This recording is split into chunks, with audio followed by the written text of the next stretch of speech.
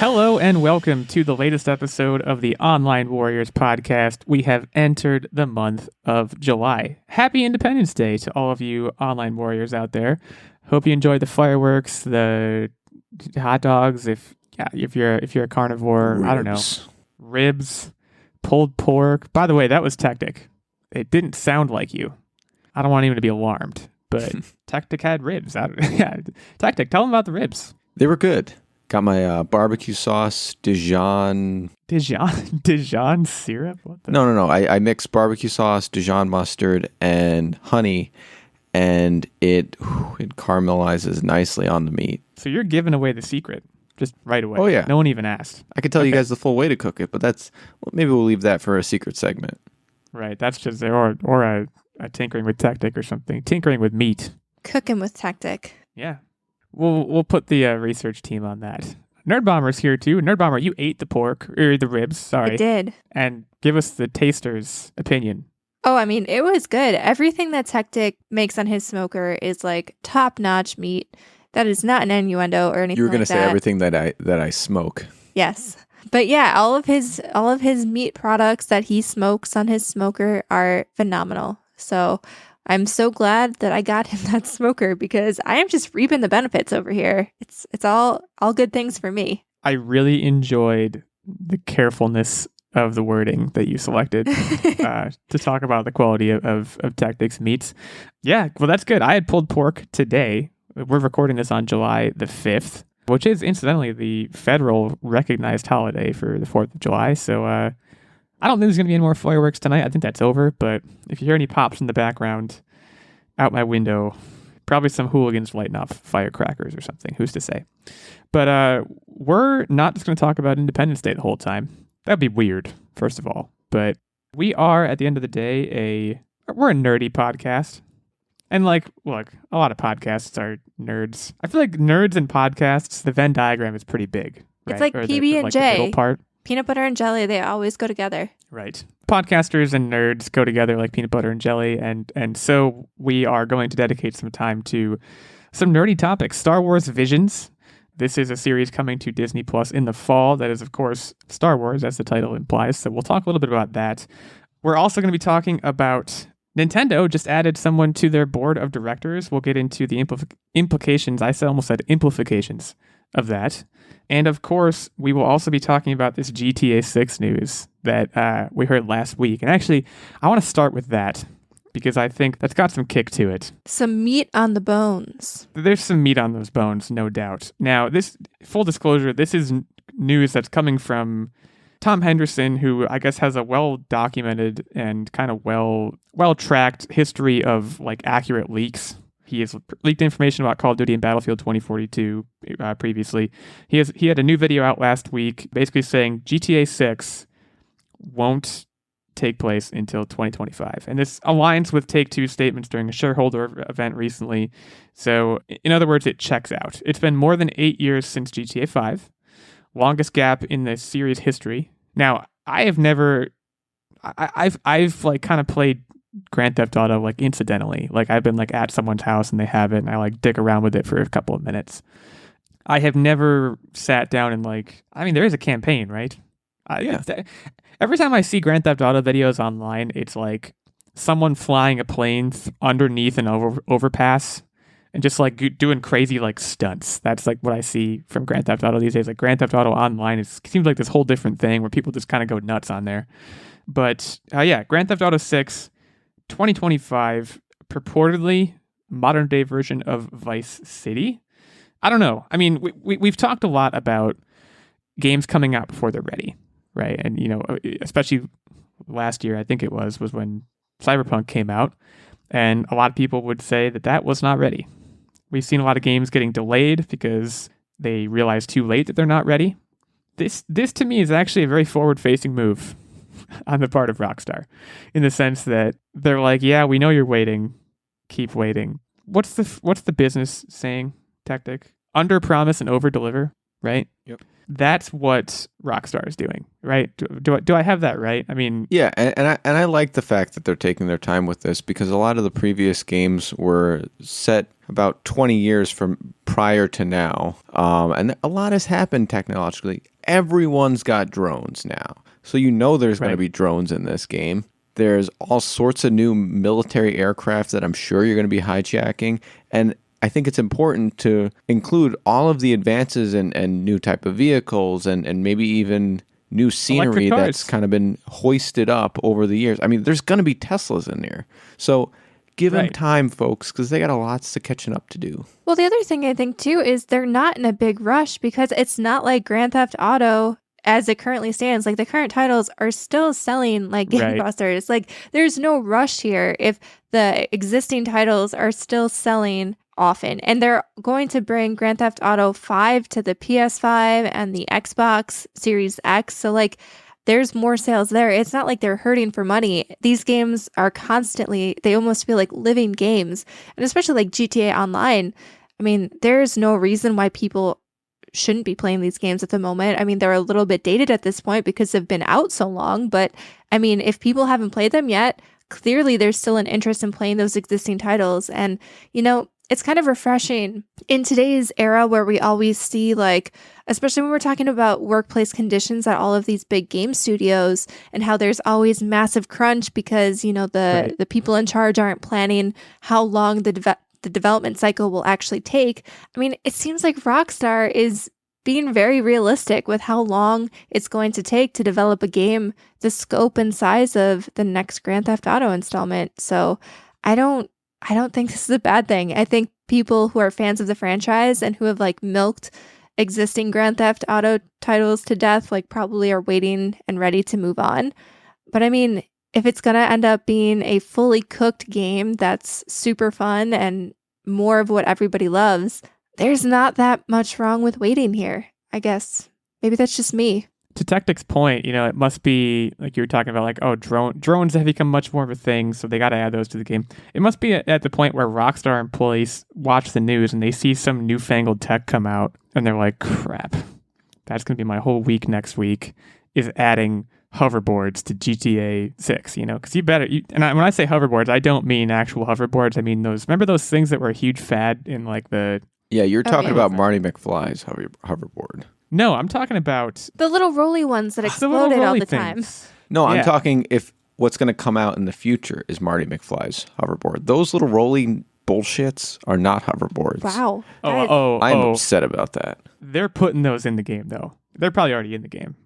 In fact, they probably added those to GTA 6 back when they were a fad, and then they fatted out, and now they're still in there, and someone's like, we should probably get those out of there. They're not cool anymore. You know what I mean? Or you use them as like a blow stuff up mission. Yeah, or like to hit somebody with. I don't know. GTA just seems crazy violent. So it seems like you should be able to hit somebody with basically anything. And, at this point, too, we kind of have to ask the question, when do we just kind of like circle around on ourselves and GTA 6 doesn't come out until 2077 and then it's Cyberpunk 2077, but it's GTA, Important questions. Well, I mean, I think we did get spoiled recently. A lot of franchises have quick turnaround, but you look at history of other IPs, and I don't know if this big gap between 5 and 6 is really that unheard of. And maybe I'm just jaded because I'm a Kingdom Hearts fan, and I literally waited for most of my childhood to wait for Kingdom Hearts 3. But I feel like it's not that crazy of a gap between games. Like, it's getting a little long now, but if the old game is still working and still generating money, like, it doesn't seem like that big of a deal. Well, and you also have to zoom back a little bit and realize I started and I tried Red Dead Redemption 2, and it wasn't for me, but like that was like the best-selling game ever for a while, and it was a big deal, and that was a Rockstar game. So like they got other stuff going on. Besides that, I actually don't know what else they have going on, but Red Dead Redemption 2 probably took them years to make, and that's years that aren't being spent on Grand Theft Auto 6, presumably. I mean, they just they remastered LA Noire and brought that back. That was Rockstar? Yeah. I did not know that. Always meant to play LA Noire. It looks fun, but never got around to that one. You bought it for me for the Xbox 360, and I still have yet to try it. One of these days. That's probably pretty far down the backlog at this point, I would think. But I guess let me know.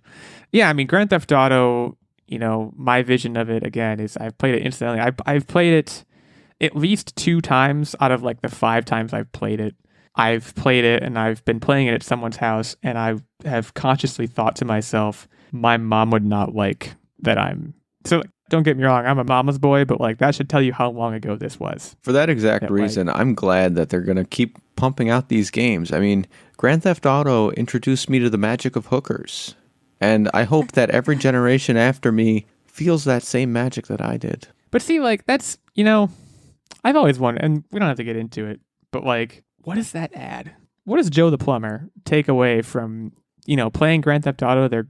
I understand the kind of visceral, you know, running around and robbing banks and, you know, stealing cars. But then, like, you're spending in-game time when you could be running around and doing those things, going to a strip club and, like... Watching digital boobs. Watching digital, like, digitally created women give you lap dances. Were you never 13? But they're not giving you a lap dance. They're giving... Were you never 13? I was never 13. I actually went from 12 to 14 is what I actually skipped it because it's an unlucky number.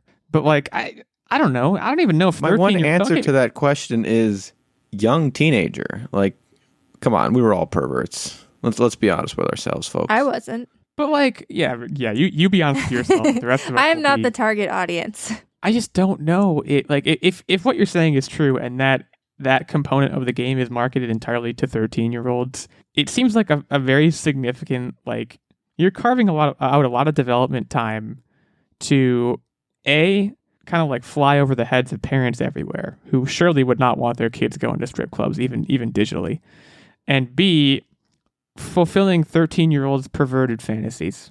That just like it just seems strange. It just seems like in some boardroom meeting they should have been like, okay, we get it. Like, we're going for like quote unquote authentic kind of debaucherous Grand Theft Auto, but like, let's leave the strippers on the cutting room floor, so to speak. Let's not do that part because I don't know. Let's just be about like it just doesn't seem fun. I mean, let's zoom out even further. You just very much sounded like Jack the Ripper. Just saying. Strip clubs at large. I've never been to a strip club.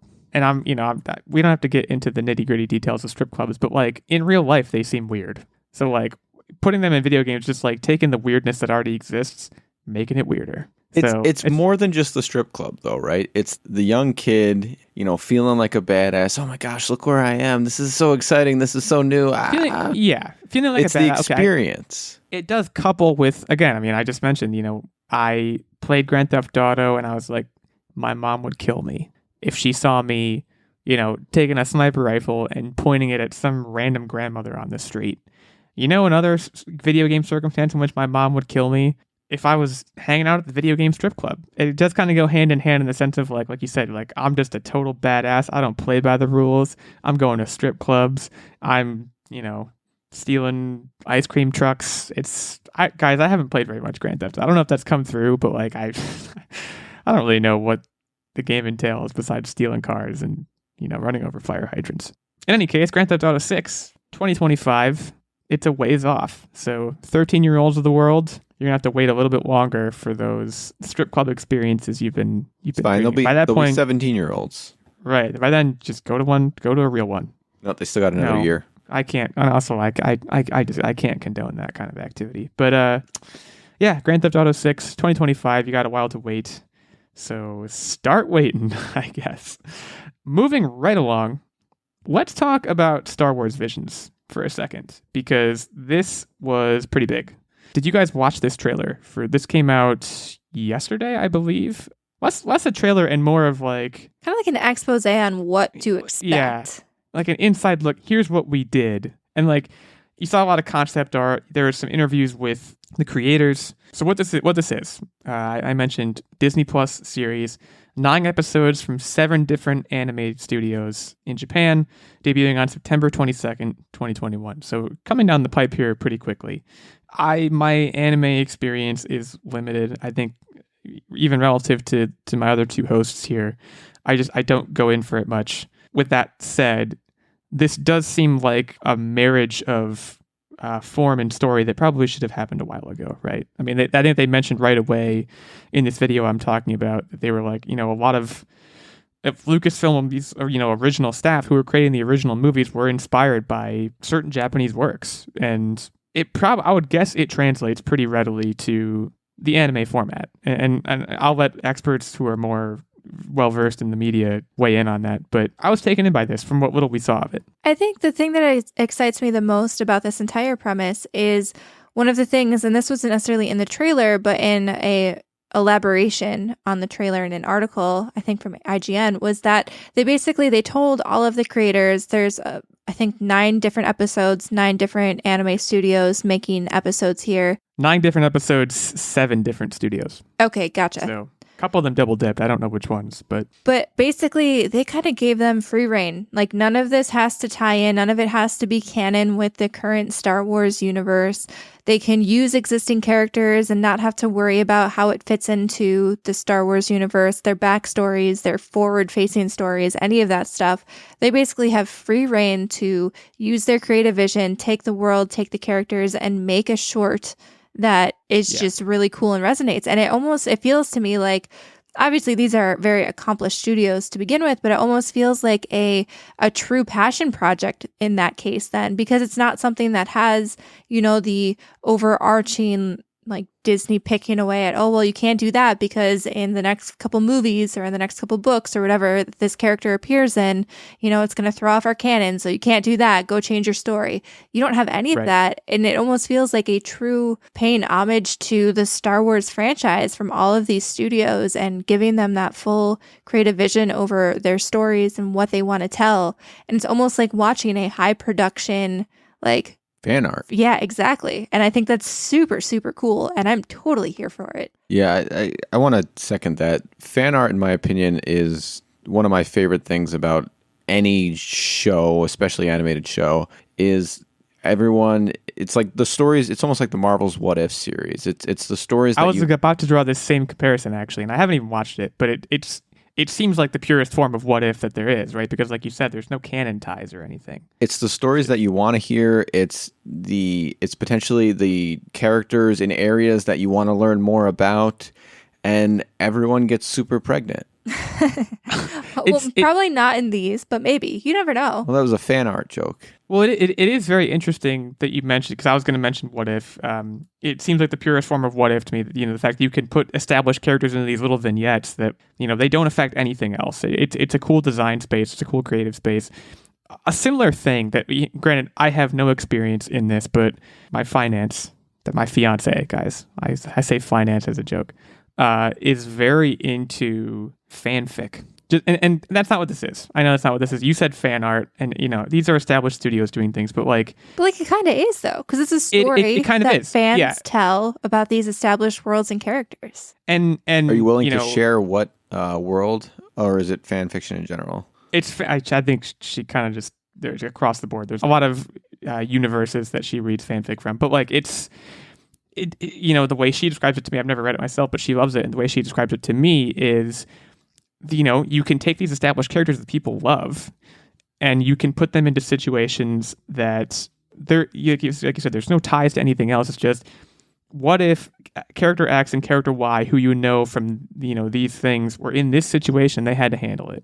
And it's compelling. And the fanfic industry, I don't know if I want to call it an industry, but the fanfic community is massive, right? And it almost seems like more should be being done to create things like that. Take established universes and put these vignettes in a place where people like myself who don't, dwell in the fanfic community can be exposed to stories like that, because it does seem like a cool approach to, again, established characters and established universes and all that.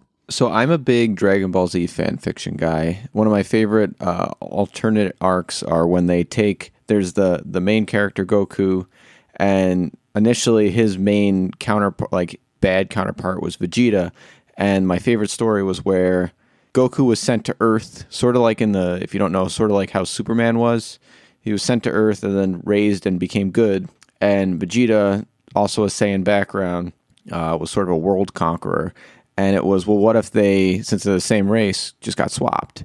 And it's an absolutely compelling story. And there's been a lot of people saying this should be some kind of something that they run with in the series as a Marvel's What If. And part of me not only am wondering is, because this is now financially backed, is, if there's certain stories and things like that are well received by the population? Are they going to say, you know what, this particular story, that's canon now, and you guys want to see more of this new character? Well, you got it. Well, that's one of the things that I love about fan fiction too, is like, especially you talk about the continuation of stories. So I loved my time with Assassin's Creed Valhalla. Like I spent like 150 hours in that game. And then I went through like withdrawal when it was over, because it was literally my entire winter was being a Viking and following my character, and I wanted more. So then obviously like there's DLC and stuff in the future, but I was like, hey, I don't care about DLC 6 months from now, because then I'll be on to my next thing. I want more Viking stuff now.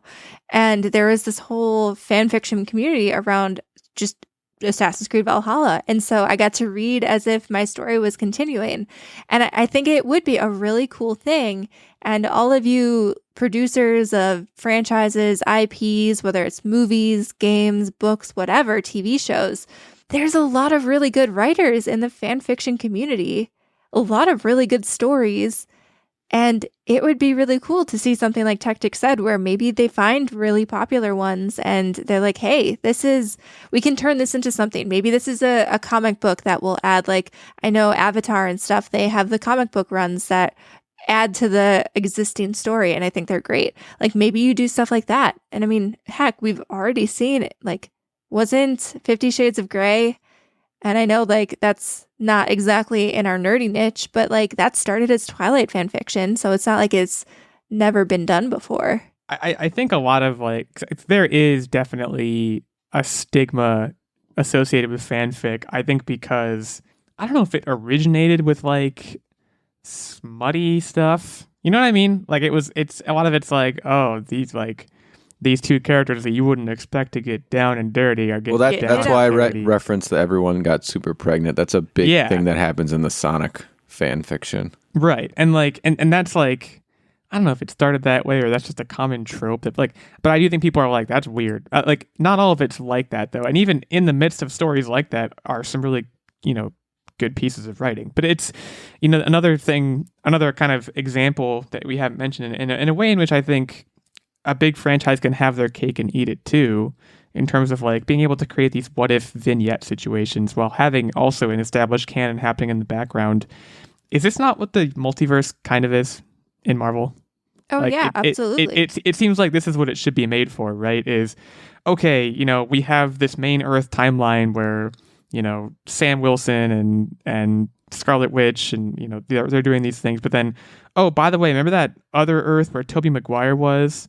Well, we're going to make a Spider-Man 4 in that universe, and by now he's like 50 and he's an aging Spider-Man and he's like that's what the multiverse should be for. And like part of me even thinks that this What If series that I know nothing about, haven't watched, is that not Marvel kind of whetting people's appetites for this, right? And saying, what if Black Widow was, I don't know, in space or something? Like, you know what I mean? Like you can create these standalone scenarios, and then if people respond to that well, you can make whole movies around that concept, and you can find a really good fanfic that has Black Widow in Asgard being Odin's secretary, and like it's a thing. Like it's cool. And I know we've gotten a little bit away from Star Wars Visions, but like I think we all agree that the kind of form factor that this has is very cool. And some of the visuals in this, again, behind the scenes look kind of thing, they look awesome. And it's clear that, like you said, it's clear this is a passion project for the people that are working on it. They know about Star Wars and they love Star Wars, and they're being given a chance to create a unique story. You'll love to see it. Can stand exactly on its own. So yeah, Star Wars Vision, September 22nd, 2021, Disney Plus. Go check it out. When it arrives, go check out the video that we're talking about right now and see if it's your cup of tea. So that brings us right up to the halfway point in the show. So we are going to take a short break and shout out one of our sponsors. But before we do that, I would, of course, be remiss if I did not give some props, some what-ups, flash some peace signs at our fantastic Patreon producers, Mr. Ben Checkness, Mr. Stephen Keller. I'd shake your hand if I could. Never shaken the Patreon producers' hands. It's something I would like to do because they've earned it. They have been supporting us on Patreon for a while now at the night level, which is the top of the 3 levels of support we have. As a result, they get this producer shout out. They get input into our weekly game segment, which this week is being hosted by Nerdbomber. I have no idea what it is. And they also, of course, get access to the monthly secret segment and vlog, as well as the occasional guest spot, which was pretty recent. I think those were in May that we did those. So Ben and Steven support us as knights. They are valiant. They are noble. They have suits of armor. Not really. That wasn't in the podcast budget, the suits of armor. But again, in my mind, they have suits of armor. We also have a Squire level of support, which gives you access to the monthly secret segment and vlog. And there's also a page level, which gives you access to the monthly secret segment. So for more of the details on all of those levels of support, all of the perks therein, you can head over to patreon.com/onlinewarriorspodcast for more of the details. Thanks again to Steven and Ben. We are going to take a short break now to shout out a sponsor, and we'll be back in a bit to talk about Nintendo's board of directors.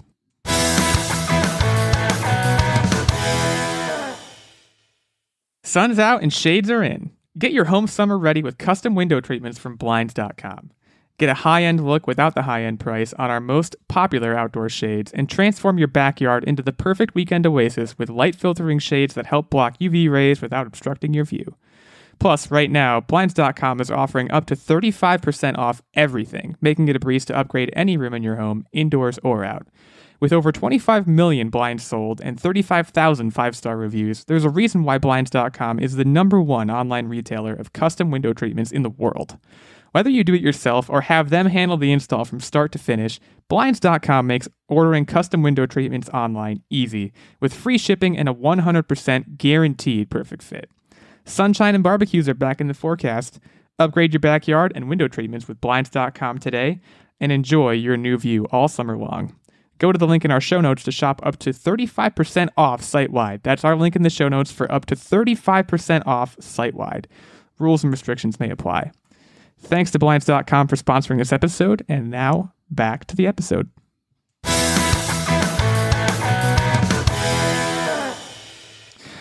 Okay, have you guys watched Despicable Me? I have. That's not, that's actually pertaining to the topic here. That's not just me asking you if you've seen it.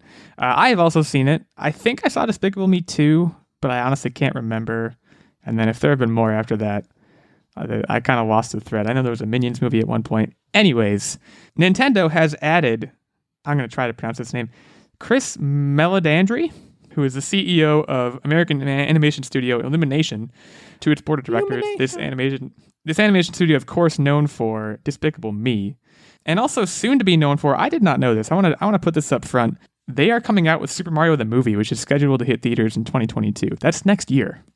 I haven't heard a thing about it until reading this article about Chris Meledandri, but that sounds exciting. And, we need to talk about this because adding a movie producer to the board of directors of a video game company has some implications, right? Nintendo has a lot of IP that they typically use in video games, but, Illumination's coming out with this movie. Is this a signal to the shareholders, I guess, that they're looking to expand into other visual content? Yes.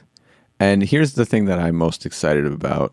Minions are ugly AF. No, they're cute. Yes, they are. Let me finish. They're ugly. But somehow Illumination Studios has managed to make an ugly thing cute. I'll go one further. They're ugly and annoying. I said it. I'll say it again. The Goombas in Super Mario are ugly little brown turds. And I think that Illumination Studios has the ability to make them lovable, and I think that's going to be sort of the ticket that they take from Despicable Me and slot it into the show, and I think it's going to do well. And I think that's the key, because I don't know if you guys ever seen the live action Super Mario Brothers? It's horrendous. Yeah, I've heard it's terrible. I've never watched it, but it's kind of like a joke, right? I was a weird kid. I loved it. I watched it like 17 times, but the Goombas were literally like this weird 6-foot ugly dinosaur thing, and with a tiny, tiny head. And I did not like it. Kind of gave me the creeps, that side of it. I thought Goombas were the little mushroom-looking guys. They are. In the live action, they botched that. Totally botched it. Okay. And that tracks. I think this is going to course correct all of that and maybe even give confidence for a new live action. But it'll give confidence for Nintendo movies in general, and like you guys said, their IP is deep. We got Super Mario, we got Kirby, we got Zelda, I mean, the list goes on. Well, I think it's actually a shame. I feel like Nintendo, I mean, they, other than Pokemon, they really haven't turned any of their IP into any kind of like other entertainment. You know, like I feel like there's a lot of potential there, and there has been for quite some time.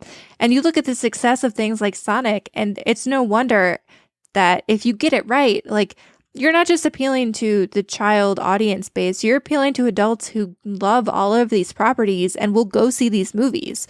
And so it's not, I guess it's not surprising that they're doing this now. It's surprising that it took so long for them to get here, because from a money perspective, they could have been making so much bank releasing movie after movie. All of those IPs that Techtic just listed, every single one of them, I feel like, would bring a decent amount of people to the audience and would be fun. I mean, you look at cutscenes and stuff in these games, and if you kind of piece them all together, you kind of already have a movie. Why not just make a movie, you know? Right. Well, and, you know, they make very different games, but like another example, look at what Sony is doing with The Last of Us. They're coming out with a TV show. Like when you have a story, and again, they're not doing stories like that in Nintendo games, but when you have a story, you have something that potentially, I'll say right now, if they came out with a Zelda movie that I could use to familiarize myself with the lore of Zelda in an hour and a half to 2 hours, instead of having to play one or more games that take much longer, that serves two purposes then, right? Because A, I'm sitting down and watching a movie and I'm paying for it, so you're getting money. B, if I like the movie, A, I've learned something about Zelda, and B, I liked the movie, so I'm going to go buy the next Zelda game and play it, right? So it is kind of this like two birds, one stone thing potentially. And it honestly, it goes beyond just getting your money in those areas. Now with the advent of streaming, there's also like Leviathan streaming deals that companies are making with the streaming services. Hey, you'll get, like, if you pay us X amount, you get the rights to all of the movies streaming after they have hit theaters and are ready to go to a streaming platform. Like, there's money there too that you don't even really have to do anything, just have the promise of movies, you know? Luigi's Mansion would be a dope that's already movie. a movie. It's basically made is the point. Like it's like Luigi's Mansion 3 was an amazing game. I didn't play the second one, but like Luigi's Mansion, the original one, that is even the plot. It might as well be an animated film. And that, you know, a lot of this content's obviously going to appeal to kids directly, but yeah, it's kind of a no-brainer, to the point that you're wondering, like you said before, like what, you know, why hasn't this happened before? I mean, look at what Pokemon has done, you know, where they started as a trading card game. They made these video games, and then they took their IP, which frankly is not super story driven a lot of the time, and they said, okay, we're going to go ahead and make a TV show. We're going to make multiple movies. And now adult movies with Ryan Reynolds at the helm. Right. The fact that Nintendo has not done that is interesting. Now, there are some caveats to this. A, I want to hear from Techtic what Goombas would sound like. B, I want to know how, like, because I'm thinking predominantly about Mario, right? And I'm thinking about if Mario had to helm an entire movie, wouldn't his voice get, like, because, like, Luigi doesn't talk in Luigi's Mansion. Mario doesn't talk in the Mario games. Part of me is like... Well, he says, it's a me, Mario. Wow. Right, but, like, in terms of, like, dialogue, I don't know. The voice is, it's almost a bridge too far to actually carry a script. Like, that would be a concern of mine, is the point I'm trying to make. Is these characters are so aggressively caricatured in terms of voice that, I don't know, that's a concern for me. But feel free to allay them, and also feel free to tell me what Goombas sound like. Did they, in the movie, it sounds like they were totally different, but like, what did they sound like in the movie? It was like a weird grunt and sort of like a twisty body motion, but no actual head turning. It was like all body movements. They may have talked in another Mario game, but like if I were to guess what kind of noise they made, it'd be like, "Wah!" But that's also kind of like, isn't that the sound that Baby Bowser makes? Is that little like, "Wah!" Like he makes that like weird grunt / cry noise? Yeah, and maybe even like Baby Yoshi. Yoshi goes, "Bum bum." That's Does Yoshi. he? That's when he's eating an egg and pooping it out. Mm. Mario, I can see having plenty of dialogue, no problem at all. His voice actor has made dialogue time and time again in various interviews. Same with Luigi. Goombas, But would it get annoying? Goombas, I don't think are going to have any dialogue. I think they're going to continue to just sort of attack. And I mean, think about the minions. Their dialogue is, I think it's like gibberish. But they say words like they say potato and everyone laughs because they said a word. You know what I mean? So like Goombas have to say a word. I don't think they're going to. I think it's going to be maybe some grunts and things like that. And it's going to be a lot of speaking really with just their eyes. I think I think the fact of their eyebrows being so bushy opens them up to really leverage that for some comedic dialogue without actually saying any words. I hate that the minions became kind of like the centerpiece of Despicable Me when they're not even the funny. Like the funniest part of Despicable Me, and I know this isn't the topic, but I have to soapbox on this for a second, is Steve Carell as the main guy. And the voice he does, and when he's talking about how they're going to steal the moon, and they drew the picture of him sitting on the can, and he says it in the meeting. It's so funny. The minions, not funny. They've never been funny. Yeah, but they're cute. Dumb. I get it. No, they're not. No, they're not. Yeah, they are. No, they're not. Okay. At OW86, at OW Techtic, at OW Nerdbomber, our main show account, at Online Warriors 1. Are minions cute?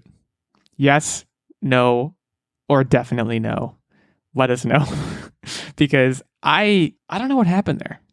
Something was lost in translation. They touched a nerve in like American society that everybody loved it. And I was like, what am I missing here? Except for you. The potato thing. Potato. Okay, we get it. They said potato. Okay. What am I supposed to take away from that? Potato. There's the Beach Boys. Like they're doing these comedic things that I guess, I mean, if you're like a 7-year-old kid, they're probably hysterical. But to me, don't worry, man. Illumination's got this. They'll make you feel okay about everything. Just don't worry. I want a Donkey Kong heist movie. I want Donkey Kong, Diddy Kong, the whole gang from Donkey Kong 64. I can't remember the rest of them. There's one that's like an orangutan. He's awesome. I want them to steal. I don't know. I want them to like rob Chiquita Banana or something. Take all the bananas. Banana heist. That would be actually really fun. That's done. I mean, just book that. Like, Chris Meledandri or whatever your name is, Nintendo, if you're listening, I want story by credit. You can have it. All I want is story by credit. And I want you to use my screen name, Illeagle86, not my real name. So people know it was a podcast where someone came up with it. Any other ideas to toss around? I mean, Donkey Kong Heist, I feel like is book that. That's done. Zelda Origin Story, book that. At this point, I feel like Zelda would have to be almost like an older audience to me. I feel like you could turn Zelda into a Lord of the Rings style movie. Game of Thrones. Yeah. Well, probably not as bloody. Sex. Yeah. Lot of sex. Yeah. That's when you're getting into the fan fiction area again. Let's leave that to them. Can you imagine like sitting around the water cooler? Would you guys believe who Link had sex with last night on I don't know, I guess you just call it Legend of Zelda. Yeah. I don't know. I want Kirby. Wasn't there a Kirby TV show at one point? Yeah, and it was awesome. Yes, there was. Wasn't Kirby like?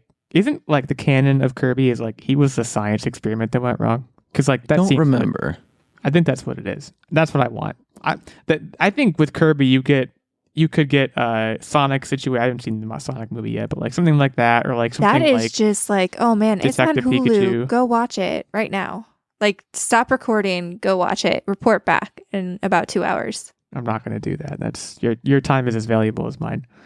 But like I want like Kirby's animated, everyone else is a live action character, and Kirby's just kind of like trying to get it done in the real world, just like being Kirby and like sucking things into his mouth. You know what I mean? Trying to get it done in the real world and sucking things into his mouth. Yeah. By it, I have no idea what I mean. Just like, I don't know, trying to function. Maybe he's trying to solve the mystery of who created him. Who's to say? That sounds a little introspective, actually, the more I think about it. But I mean, there's some like just make Super Smash Brothers. I don't know how you'd make that a movie, actually. Just use that as your weather vane for like what characters should we make? Make a freaking Metroid movie. That's done. Just do that. That'd be there's no dialogue, just a silent movie. Morph ball morphing around and beautiful vistas, and this is good. I think we should get a think tank going for what they should do animated movie wise. In the meantime, let us know. I mentioned our Twitter handles. What are your Nintendo animated or live action movie ideas? that this producer who has just been named to the board of directors can immediately steal and take credit for. Anything else before we move on? Or is it time for what are you up to? Nope, I'm good. What are you up to? What have you been up to? My good friend, Techtic. Nerdbomber and I watched a movie called Eat Wheaties, starring Tony Hale. If you don't know him, he was in Veep. He was also in Arrested Development. Yep. He's in a lot of stuff.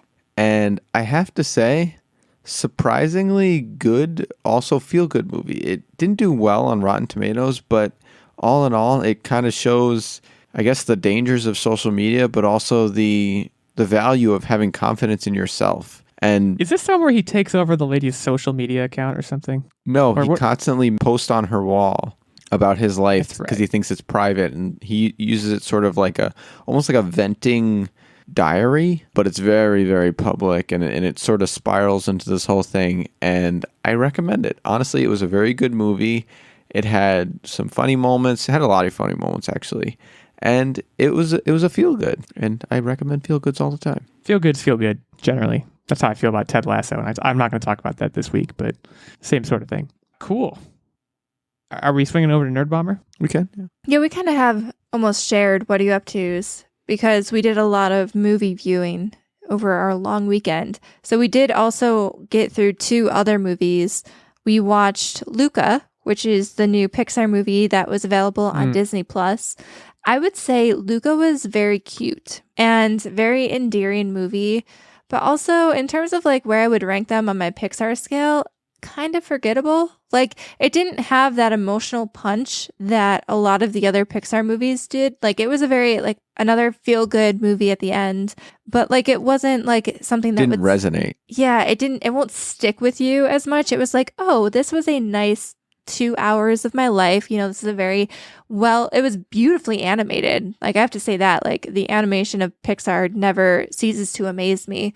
Very beautifully animated. It was a cute story, but it's not something that you're going to like walk away from extolling the virtues of Luca to everybody and that I want to be with Pixar. I want to be, the bar is too high now. Because like this is what happened with Onward. I didn't watch Onward. I might not watch Luca. I didn't even really want to watch Soul, but I did anyways. But like I need a promise of emotional devastation if I'm going to show up.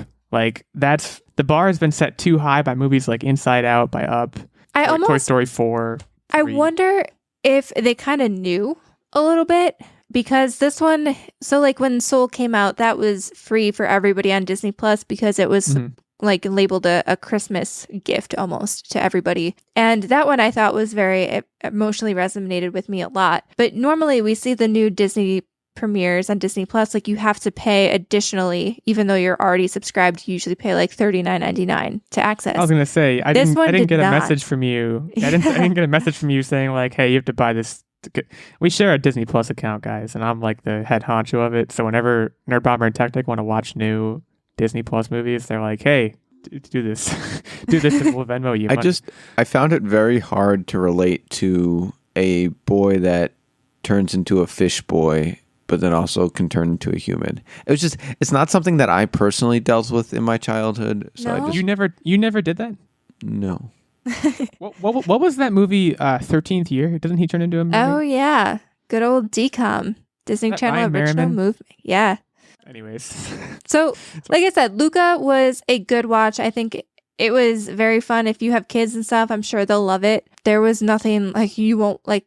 You said you won't walk away emotionally devastated at all for a change coming out of a Pixar movie. So like if you can't handle that, like very nice uplifting sort of movie. Definitely a decent watch, especially since it's already included on Disney+. I don't want to be uplifted. I want to be destroyed. I want to have to put back together the pieces of my life after watching a Pixar movie. Well, Pixar didn't want to do it this time. So come on, man. Evidently, right. And then the other movie we watched was The Tomorrow War. And this is the new Chris Pratt movie. Chris Pratt. Yeah. And Yvonne Strahovski, who I still have the world's biggest girl crush on. Totally fine. It's cool. I'll allow it. And they're in the movie. And essentially, I mean, you've probably seen all the advertisements. Amazon bought this movie. It was originally supposed to be a theatrical release, but then with the pandemic, it got delayed. And then Amazon bought it to release on Prime. And they've really been advertising the heck out of it. And the premise is that in the future, 30 years in the future, there is an alien invasion and the human population has gotten so decimated that they develop a time machine to come back in time 30 years and recruit people to take into the future to fight. And I have weird thoughts on this because on one hand, we don't have a lot of alien invasion movies. There's not these big like blockbuster action-y things coming out in droves lately. Not like there used to be, because there used to be. Right. Like I remember the era of Independence Day and all that. Like I feel like there were War of the Worlds. Yeah. So it was refreshing to get one of these kind of like mindless movies that you pop on, lots of action, aliens, CGI, pow, pow, pow. Like you walk away and you're like, I was entertained. It was entertaining. Chris Pratt, like raising one eyebrow kind of thing. I can't do it with him. That's the main reason I haven't even thought about watching this movie, if I'm being honest. I like fun alien movies. It's my opinion. I get what he's doing, and I guess it worked in Jurassic World. It's hard for me to watch him do the whole like hot Hollywood guy shtick, knowing what he's done to get there. You know him in Parks and Rec and all that kind of jazz too. Yeah, it 100%. I buy that. I don't buy this. Like I don't buy what Chris Pratt is selling when he's like all muscly and like, hot. Well, I mean, I buy it in Guardians of the Galaxy because he's still kind of hammy and sticky, but like in these other ones where he's like kind of more serious, serious action hero, I'm like, give me a freaking break. I mean, so the shoe.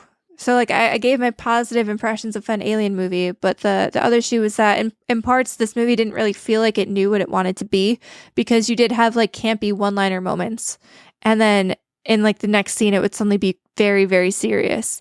And it would kind of alternate between being campy and being serious. And it was like, pick a lane. You're not really doing either super well because they're detracting from each other. Like, pick a lane. You're not Marvel.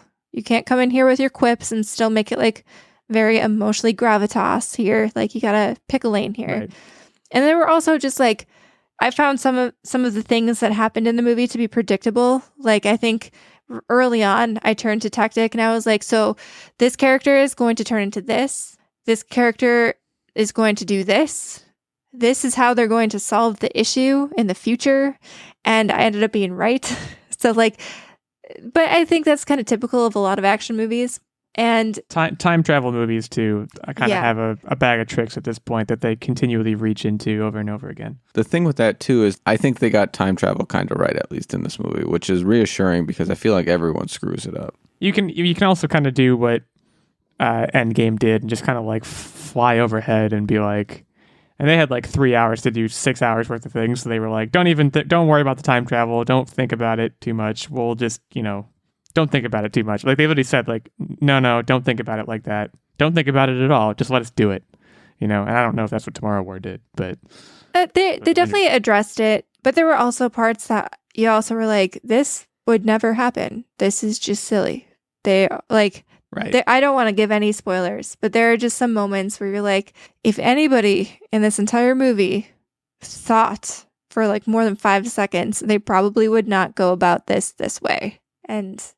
But there's something to be said, suspend like, disbelief, just have fun with it. It's a fun 2-hour romp. Right. Like, I've never seen Independence Day from start to finish, but like, part of me thinks that like a lot of the things you've complained about with respect to the Tomorrow War would have totally worked in like 1996. Like, oh, I don't doubt it. We're like, I don't want to say we're smarter now because that sounds douchey, but like, we've seen it before. We're willing to believe less. Well, there's so many movies out there that have kind of built off what has come before. So like Independence Day came out, and then every alien invasion movie after that kind of built on it, and you learned from it. You know what I mean? But it's not even that. It is that to an extent, but it's also like you said, like if a character sat and thought for 1 second, they would do things differently. Well, I'm sure in like Independence Day and those other movies, it was the same exact way. But at the time, we weren't discerning. We wouldn't think about that. We would just watch it happen and go, wow, and like eat our popcorn. You know what I mean? Yeah. I think it has shifted a little bit. One of the things that I think I walked away from is this probably would have fared better in a theater, because it is like they're big action scenes, big explosions, all that kind of jazz. And I feel like because we were sitting on our couch able to talk to each other, we picked it apart a little bit more than if we were in a theater And we would have just been like, wow, that was fun walking out at the end instead of picking apart scene by scene random things. Right. Yeah, I could believe that too. Well, I don't know if I'm going to watch it. That wasn't the strongest sell. Not that it had to be necessarily, but Chris Pratt, it's just, like I said, it's just a mental block for me. I don't know if I can get past that. And I don't know if I mentioned that when we talked about this movie like a month ago or 2 months ago. And I don't know if I said that or not, but I'm currently processing that, I guess. Watch it for Yvonne Strahovski. They don't really show her off. I would be watching it for J.K. Simmons, my guy J.K. Simmons. They show him off. He's my guy, J.K. He looks swole. If that concludes your update, I'm gonna do a very quick, not much to report. Still just kind of I'm watching Always Sunny. I've been season 2. Not much to report with that. Haven't watched any movies really, but I did start a new book. It's gonna be my summer beach read, and I'm 100 pages in exactly. Project Hail Mary. Now, Nerdbomber, I could have sworn you talked about this in a past episode, but I don't think you did. This is, I don't know if it's Andy Weir. I don't know how to pronounce his name. I'm going to say Andy Weir. The guy who wrote The Martian, which incidentally on a previous rendition of this podcast, we book clubbed that and talked about it kind of in installments. For those that haven't read The Martian, it's very this guy is stuck in space. He's stuck on Mars, and he has to do a bunch of science stuff and use some really unique problem solving to get out of a lot of jams that living on Mars will throw you. Yeah, poop potatoes for one. It's a really cool mix of narrative and science. Well, I went into Project Hail Mary expecting pretty much the exact same thing, and 100 pages into it, I can report it is exactly the same. And I'm fine with that. It is exactly the same thing. It's, if anything, it's the same thing, but harder. It's he knows now that he has permission to just when I say nerd out, it's not even really doing it justice. He's not, he is a millimeter away from writing down equations in this book. That's where we are. He's talking about e to the 2 pi I and page 4. Wow. Yeah. It goes hard. It goes hard in the paint. Did you ever read Artemis, which was his follow-up to... Well, not that. It wasn't a sequel, but... That might have been the one you talked about. Yeah. No, I did not. I'm kind of glad that it sounds like he went back to form, because Artemis was less science-y and more heist sci-fi moon thriller. And it was fine, but I wasn't blown away with it. I remember loving The Martian, and I read this and I was just okay, it's kind of generic sci-fi. It's really good so far. Project Hail Mary is. I mean, 100 pages in, it's going to be a great beach read. I'll read it, probably all of it on a beach in one day. The rest of it, I mean, it's exactly what I just said. I can't really explain it. The overarching plot is humanity is in trouble, and this guy has to save them. Hence the term Project Hail Mary. But he's in order to do so, he is out in space by himself, and he it's kind of cool because the first 100 pages at least, I'm not going to spoil anything, but the novel handles exposition very well in the sense that you learn stuff as he learns it, because there's a memory loss component to what's going on, so it makes for pretty compelling reading. So at this stage, I would recommend it, no doubt. I will update when it's done. Yeah. So that brings us into the weekly game segment, and before we begin, I want to check the tape here. I'm at 9-2, Nerdbomber 8-3, Techtic 4-7, our good friend Ben Checkness 1-0. So Techtic, the ball is in your court, my friend. Today's your day, I think. All right, here's what's going to happen. Yeah, I'm going to start off hot, then you're going to make a comeback. It's going to be a draw. Then we're going to text in. I'm going to lose. You heard it here first, folks. Nerdbomber, what do you have for us today? Today's trivia is all about alien movies. I gave our Patreon subscribers options, and Alien Movies was the winner. And this one I had listed as an option off the heels of watching The Tomorrow War, and also with Independence Day in mind, because, we just celebrated Independence Day, so it seemed very fitting. And that will actually kick off our first question. This is all numbers based, Price is Right style. Techtic, you will get the second round up on this first question, just so that you have a little bit of an advantage to try to help you out a little bit. Maybe you'll take advantage of it. Who knows? Maybe. Who's to say? Who's to say? Okay, But what we got? this first question, again, like I said, fitting for this week's episode, Independence Day was a true smash box office hit when it released back in 1996, and it actually became the highest earning blockbuster that year. How much money did it earn at the box office? Total? Yes, I believe so. End to end. Okay. $606 million. That's low. I'm going to say $700 million. Techtic gets a point here.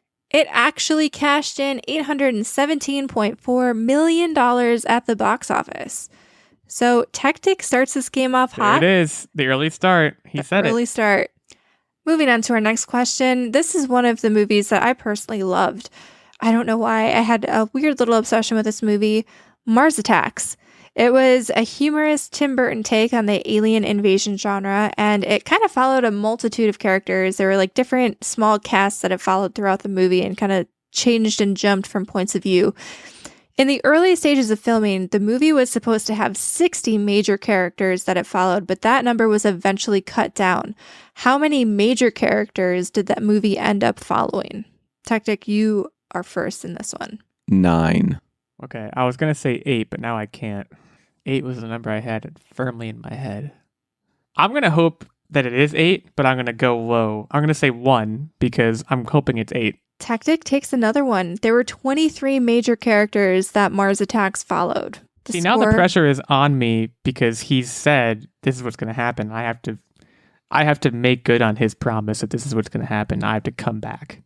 Well, I don't have like that. 3 more questions for you to catch up. If I get the next one right, I'm going to win. Yeah. So this is still anybody's game, but Techtic is bordering on his first victory in a while here. So Invasion of the Body Snatchers is considered one of the all-time alien classic movies. And it was so revered that it was selected for preservation in the United States National Film Registry by the Library of Congress for being culturally, historically, or aesthetically significant. In what year was it selected? Invasion of the Body Snatchers. I don't even remember this movie. It's an old one. It was like back in the 50s, I believe it came out. 1967. I think it was right off the heels of it coming out. So I'm going to say 1950. Illeagle gets his first point as he marches towards the comeback. It was selected in 1994. Whoa. So Okay, quite a bit so of time we after it released. Undershot it a little bit. Yep. So it begins. Well, you didn't whitewash me, so that's good. But still, I feel this could be it. Get the rap horn ready on the soundboard. This could be Techtic's big moment. All right. Do you guys remember the movie Signs? It's kind of like some people like it, some people don't like it. I was kind of a fan. Yeah, Signs. Oh, Signs ruled. I like Signs. Signs was fun. Actually, I didn't watch it until like 2 years ago, but I was like, dang, this movie slaps. Yeah, it was a good movie. And one of the most suspenseful scenes in Signs occurs in a pantry when the main character goes to visit his neighbor who claims to have captured an alien. How long did it take them to film this scene? You can give it to me in days. Days? I was going to give it to you in hours. I think Techtic is first, right? Yeah, Techtic's first. I'm going to go ahead and say 3 days. Okay, it's longer than that. This was a pivotal scene in this movie. Took them longer. I'm not going to say 4 days because I'm not a dick. I'm going to say 6. Illeagle ties it up and gets another point. It took them 3 weeks, 21 days to film the pantry scene. Pivotal scene, guys. Honestly, makes I or was breaks reading, the movie. The pantry scene and the birthday party scene are actually largely considered to be some of the scariest scenes in alien movie history, which I get because they're pretty freaking terrifying. The birthday party scene in that movie, oh my, that is some chef's kiss situation right there. I just remember being a kid and like freaking out. I was like, oh my God. Joaquin Phoenix. Oh my God. That movie.